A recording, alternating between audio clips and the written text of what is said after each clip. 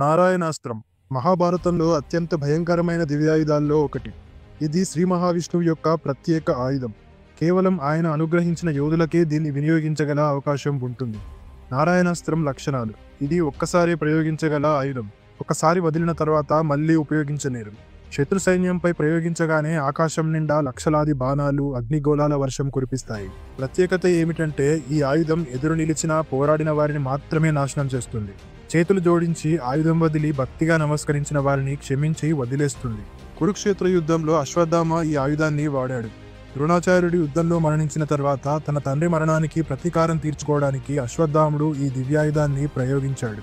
అస్త్రం ప్రయోగించగానే పాండవ సైన్యం మీద ఆకాశం నిండా దహించుకుపోయే బాణాల వర్షం కురిసింది. అనేక యోధులు భయంతోనే చచ్చిపోయారు. కానీ కృష్ణుడు వెంటనే పాండవులకి ఒక రహస్యం చెప్పాడు: ఈ అస్త్రానికి ఎదురుగా పోరాడకండి, ఆయుధాలు వదిలి నమస్కరించండి, అప్పుడు అది మిమ్మల్ని వదిలేస్తుంది అని. కృష్ణుడి మాట విని అందరూ చేతులు జోడించగా నారాయణాస్త్రం క్రమంగా శాంతించి వెనుదిరుగుతుంది. ఈ ఆయుధం విష్ణువు నామంతో కూడినది కాబట్టి దీన్ని ఉపయోగించే యోధుడు ఓ విధంగా దివ్యాధికారం పొందినట్టే. ఇది శక్తివంతమైన దాన్ని ఎదుర్కొనే మార్గం కేవలం వినమ్రత, భక్తి. అందుకే దీన్ని భయంకరమైన పవిత్రమైన ఆయుధంగా కూడా పరిగణిస్తారు. Don't forget to subscribe.